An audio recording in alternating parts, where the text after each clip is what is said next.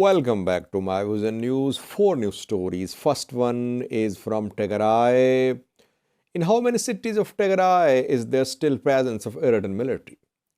An international news outlet today shared details about the number of cities where Eritrean military is still operating. Secondly, arrests. Lots of arrests in Addis Ababa, Ethiopian capital, are being reported before Epiphany celebrations due to be held on a Thursday. Joint Security and Intelligence Task Force is claiming to have arrested both Shine and Fano terrorists who were planning allegedly to create instability on Epiphany. Thirdly, PM Abiy arrived in the UAE today. What is the agenda of his visit there? And lastly, Somalia's forces, federal, regional militia, they are making gains against Al-Shabaab. Today they captured two key towns in central Somalia. Firstly, viewers, Tigray. Tigray has surrendered heavy weapons, confirmed by Tigray leadership, confirmed by African Union observers. But disarmament is not complete. Disarmament means surrendering of both heavy weapons and light arms, though light arms will be distributed among members of Tigray regional forces going to be formed in coming weeks. Disarmament has been partially completed. Eritrean military started withdrawing from Tigray last month, but withdrawal has not been completed so far. Globe and Mail is an international news source. Today it published an article. It shared details of the number of places where Eritrean military is still operating in Tigray. Globe and Mail claims that in 16 cities and towns of Tigray, there is still presence of Eritrean military. The news outlet has not shared names, but it has claimed that 16 cities of Tigray are the places where still Eritrean military is operating. Secondly, if you remember, I think last week I reported that Eritrean military was digging trenches near Zilambasa on Tigray-Eritrea border. Globe and Mail is reporting that near Adagarat, Eritrean military is digging, trenching, and building defenses. It means that Zilambasa is still under Eritrean control. That is why they are digging trenches close to Adagarat. Now, we'll have to wait for the report of African Union observers who last week said that they were monitoring, they launched the monitoring of withdrawal of foreign forces and non-ENDF forces from Tigray. How long will they take to monitor? That remains to be seen. International news outlets, some aid workers, they are confirming the presence of Eritrean military and Amhara forces in Tigray. Let's see what Afghan observers are going to report about this development in coming days. Secondly, viewers, before Epiphany celebrations, arrests are being reported in Addis Ababa, Ethiopian capital. On Thursday, Orthodox believers will celebrate Epiphany, Temket, which is a public holiday in Ethiopia. Large religious gatherings are held on this day.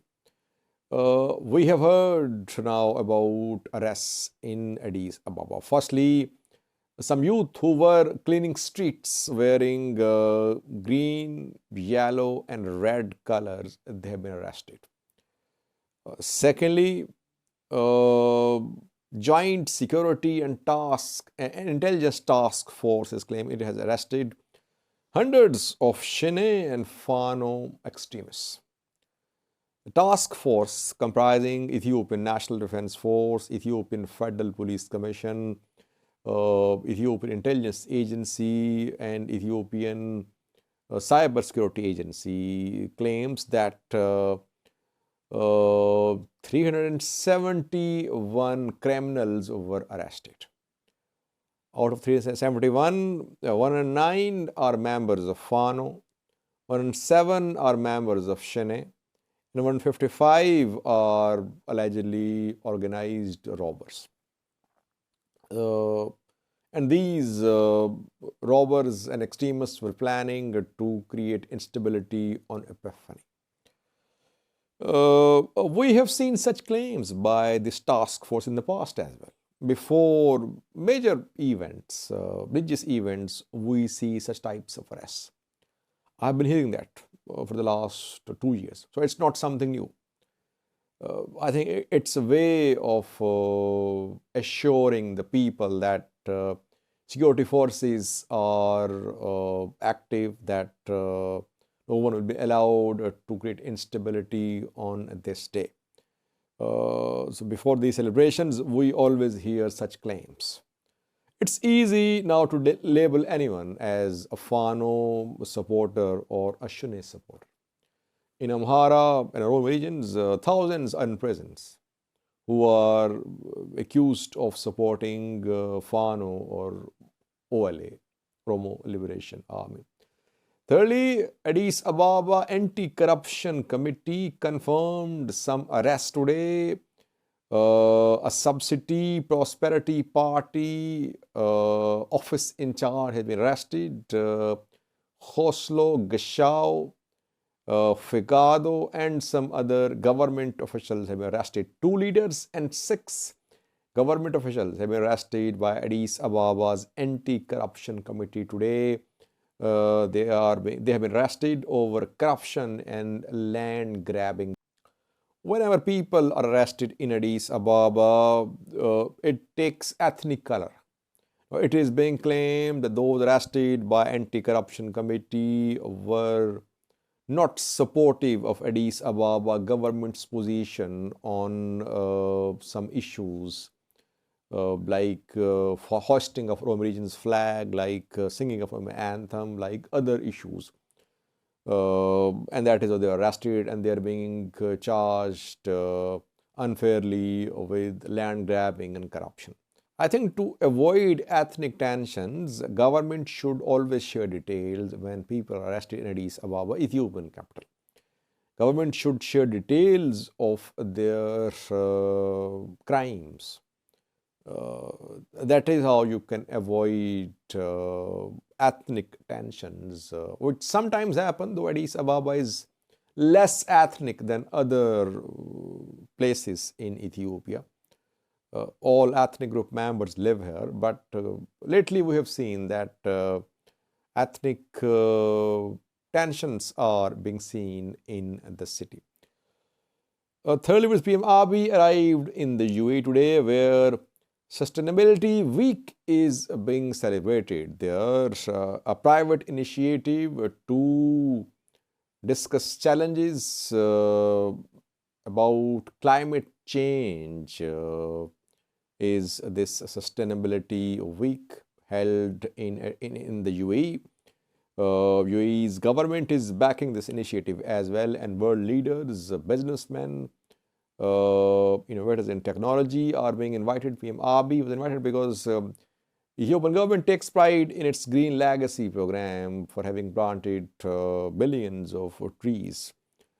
And PM Abiy is very close to UAE's ruler as well, because it was UAE and Turkey which supported PM Abiy militarily last year and in 2021 as well, when government was losing ground to Tigray fighters. Back then, UAE provided and Turkey provided drones, changed the battlefield balance in favor of PM Abiy's government. So he is there, and he is hoping that the government, UAE's government, could announce some financial aid for Ethiopian economy, which economy is in dire need of. Birr declining, exchange rate unstable if you compare it in open market and official exchange rate. Inflation rising, food prices rising, no new jobs being created, and loan payment rescheduling not coming so far. Talks underway about new loans, new grants, but no announcements by IMF, World Bank so far. So what Ethiopia need is direct financial aid. So PM Abiy is there in UAE. Let's see. Lastly, we heard Somalia's government is making gains against Al-Shabaab, but today two main towns in Galmudug were taken by Somalia's forces, Galad and Harardere, which are in Galmudug, came under government control today. Harardere is seen as a stronghold of Al-Shabaab, but Al-Shabaab fighters, they withdrew. The two towns came under government control without any fight reportedly. Al-Shabaab fighters withdrew. Local, regional, federal forces, they entered Galad and Harardere. So Al-Shabaab is losing ground. At the same time, it's hitting areas which are under government control. In Hiran region, two explosions were reported around 48 hours ago. They've been able to hit Mogadishu as well. But Hassan Sheikh's government is continuing the momentum which it has gained against Al-Shabaab. Ongoing operation involving regional forces, militias as well, federal forces, and so far so good. That government is clearing some areas under Al-Shabaab for years. So US regional support and internal unity against Al-Shabaab is working. Though there are lots of issues in Somalia between federation and regional states. Hassan Sheikh is trying to resolve the ongoing issue in southwest state, where Lafta Green's term has expired, but he is on extension. Extension in Jubaland too. So, and Portland is announcing independence to some extent, not completely. So there are issues, but still Hassan Sheikh's government is pressing ahead with its resolve to contain Al-Shabaab. Thank you for watching.